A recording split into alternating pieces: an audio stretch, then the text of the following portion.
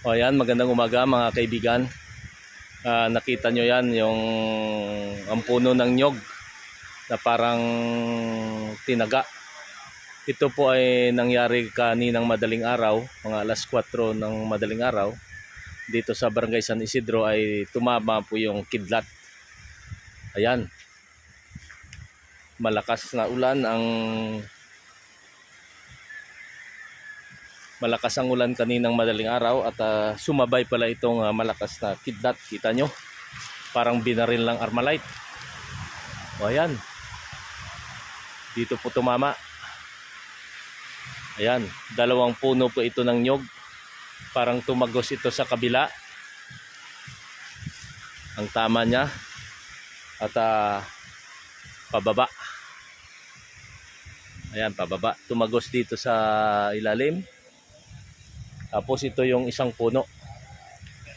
Ayan. Kita nyo yan.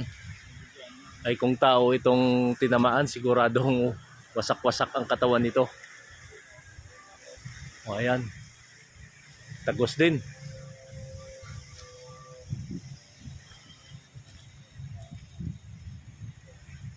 Tumagos din sa kabilang side ng puno ng nyog. Grabe, malakas talaga itong kidlat pag tumama sa puno. O ayan, dalawang puno ang tinamaan. At hahanapin ko ang ngipin nito. Ang ngipin ng kidlat. Sabi sa pamahain, o sabi ng matatanda, ito raw ay nagdadala ng buwinas sa sabong. Baka ito na ang magpapayaman sa atin sa sabong. Kaya pag ako'y nakakita, humingi lang kayo sa akin ng ngipin ng kidlat at bibigyan ko kayo. Ayan. Grabe. Grabe talaga ang tama. Tagos sa kabilang side. So hanapin natin ang ngipin. Wala naman.